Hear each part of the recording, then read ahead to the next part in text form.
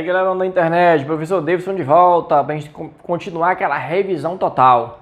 Revisão para você que está focado no Enem e no vestibular. E está chegando a hora, então hoje a gente vai trabalhar um tema importantíssimo. Bom, qual é o tema? Regime militar. Sempre cai. Dificilmente faltou o regime militar nas provas do Enem e dos vestibulares. Tá certo? Então a gente vai trabalhar algumas questões, revisar uns tópicos, vamos dizer assim, relevantes a respeito desse período aqui. Bom, primeira coisa, essa sequência aqui, esses 5 caras foram os 5 presidentes militares. Tá? Você não precisa decorar isso, mas você tem que ter uma noção de alguns fatos que acontecem em cada um deles. Aqui é o iniciante, tá? É quem é o primeiro presidente do regime militar. Tá aqui, Castelo Branco. Depois, Costa e Silva, tá? Morre de AVC. Depois, o Médici, período mais duro do regime militar e também o período do milagre brasileiro. Depois, o Geisel, que começa a abertura política. E o Figueiredo, quem termina a abertura política. Beleza? Então, vamos lá trabalhar algumas questões e aprender um pouco mais sobre o regime militar brasileiro. Questão número 1. No cabeçalho do Jornal do Brasil, do dia 14 de dezembro de 68, aparece escrito: Tempo negro, temperatura sufocante, o ar está irrespirável. O país está sendo varrido por fortes ventos, máximo de 38 em Brasília, mínima de 5 graus nas Laranjeiras. Esta era a manchete do Jornal do Brasil, dia 14 de dezembro de 68. 68 é um ano icônico no Brasil, tá bom? E no mundo. Lembrem aí, no maio de 68, lá na França, né, no mundo todo havia uma movimentação de jovens, né, contra as guerras, contra as ditaduras, a favor das liberdades. É movimento hippie, é movimento negro, é movimento das mulheres. Estava acontecendo muita coisa nos anos 60. Isso vai influir aqui no Brasil. Bom? Então, bora lá. A qual fato esse texto faz referência? É muito fácil. Essa questão, ela é muito fácil.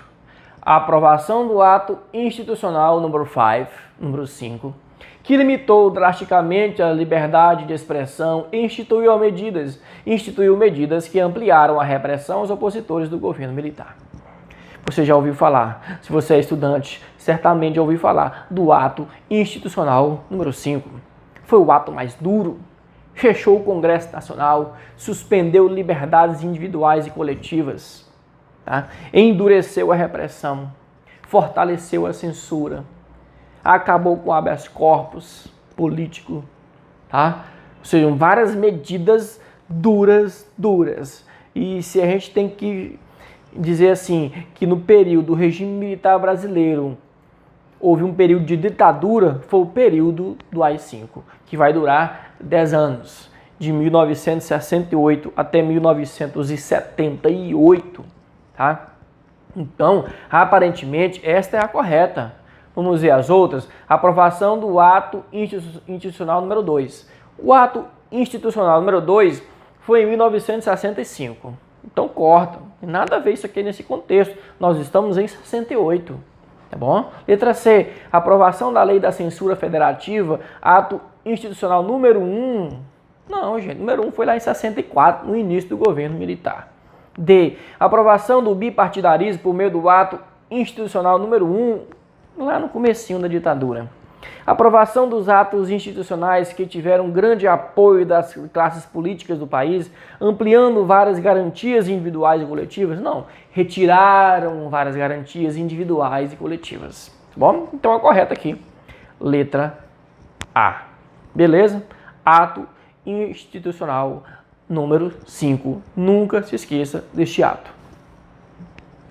No dia 13 de dezembro de 68, olha a data, o governo brasileiro baixou o ato institucional número 5, AI-5. Em fevereiro de 69 surgiu o Decreto-Lei 477, o documento. O governo, com essas duas medidas jurídicas, pretendia o quê? Então vai ter dois lados à alternativa. Uma parte falando do AI-5 e a outra parte falando do Decreto-Lei 477. Então você vai ter que saber dos dois. Bom? A e 5. Anistiar os envolvidos com a guerrilha do Araguaia? Corta. A e 5 é o instrumento de maior repressão no regime militar. B. Consolidar as reformas iniciadas pelo vice-presidente Pedro Aleixo, que era o vice-presidente do Costa e Silva. Tá? Quando Costa e Silva morreu, ele assumiu? Não, não pôde assumir, porque ele não era militar. Tá? E só os militares podiam assumir a presidência da República. Ele não fez reforma nenhuma e nem começou nenhuma reforma. Corta. C. Institucionalizar a repressão. O AI-5 fez isso? Fez.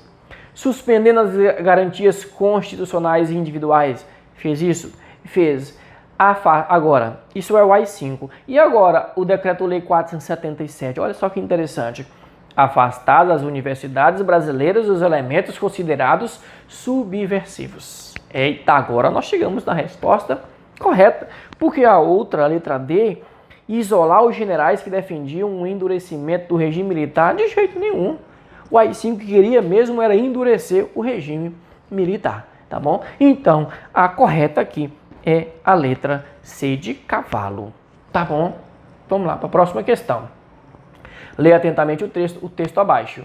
O instrumento mais eficaz, entretanto, da presença política e ideológica norte-americana no cenário nacional foi a Escola Superior de Guerra, a ESG, criada em 1949 em pleno contexto da Guerra Fria para fomentar uma doutrina para as Forças Armadas brasileiras.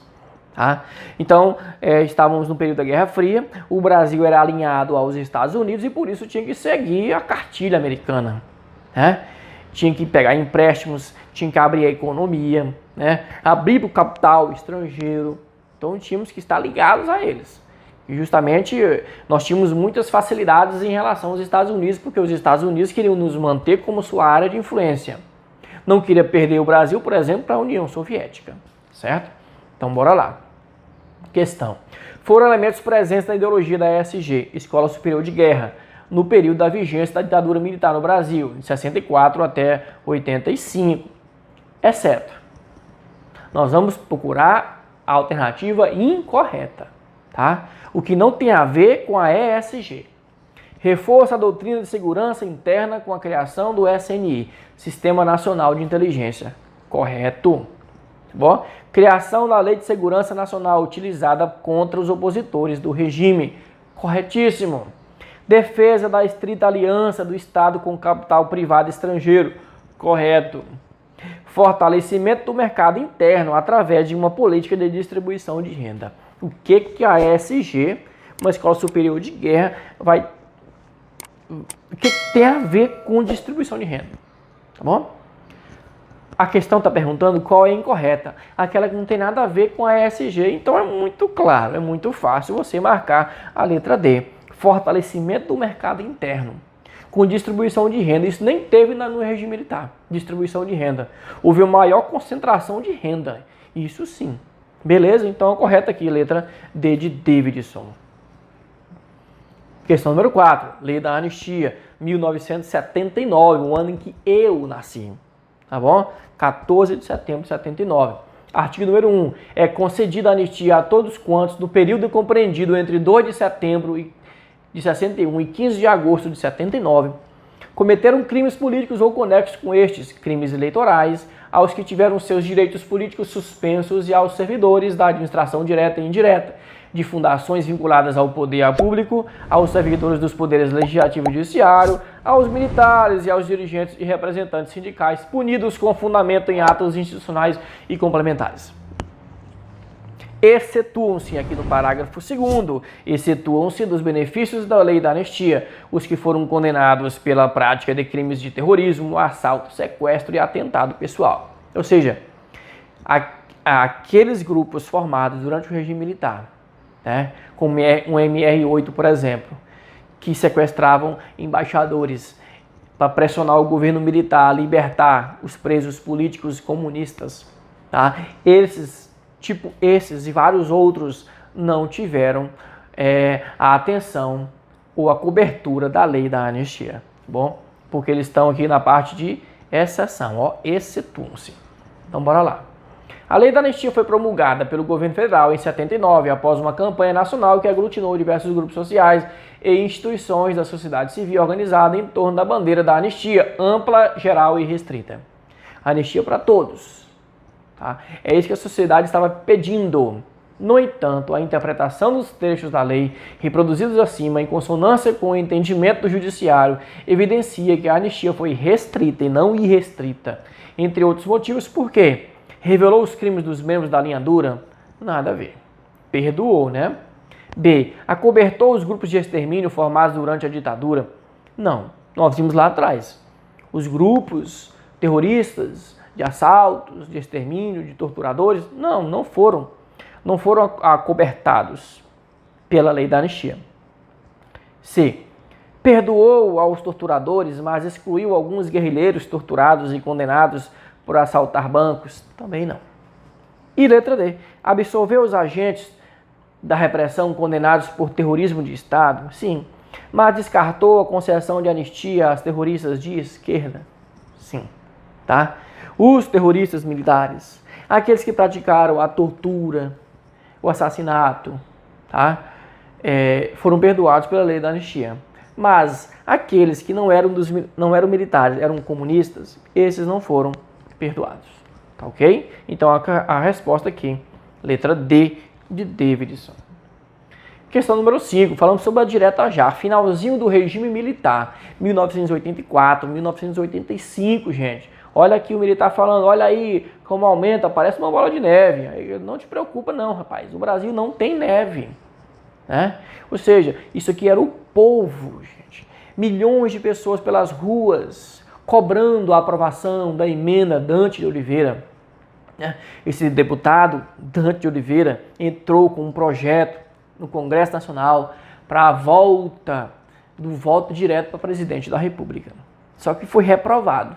Tá? E o próximo presidente, depois do fim do regime militar, foi eleito de voto indireto. Foi eleito pelo Colégio Eleitoral, foi eleito pelo Congresso Nacional. Tá? E quem foi? Tancredo Neves. O seu vice, José Sarney. Tancredo Neves dá um nó nas tripas, morre e o Sarney é quem vai ser presidente da República. Tá bom? Então vamos ver aqui, ó. A charge representa um contexto marcado pela intensificação da repressão? Não. Já estava no finalzinho do regime militar. A intensificação foi em 68, o início do AI-5, já falamos isso aqui. Avanço das lutas pela redemocratização do Brasil no final do regime militar, parece que é a correta, né? Vamos confirmar. Crescimento do apoio ao regime presidencialista durante o governo de João Goulart. João Goulart, lá em 63, 61, tá bom? Estava lá atrás, gente, não tem nada a ver com esse período aqui. D. Ampliação da oposição ao presidente Collor de Mello. Pelo amor de Deus, eu não vou nem terminar de ler.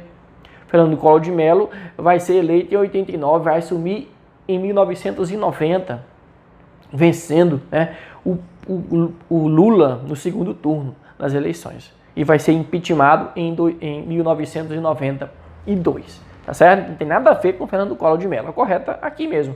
Avanço das lutas pela redemocratização. Ou seja, pela abertura política, pela volta do voto direto, pela democracia brasileira. Beleza? Então finalizamos aqui. Alguns pontos importantes, principalmente o AI-5, mas de uma forma geral contextualizamos o regime civil militar brasileiro. Então você foca no lembrador, inscreva-se no canal, dê like nos vídeos, comente, compartilhe com a galerinha e estuda, galera. Um abraço, até mais!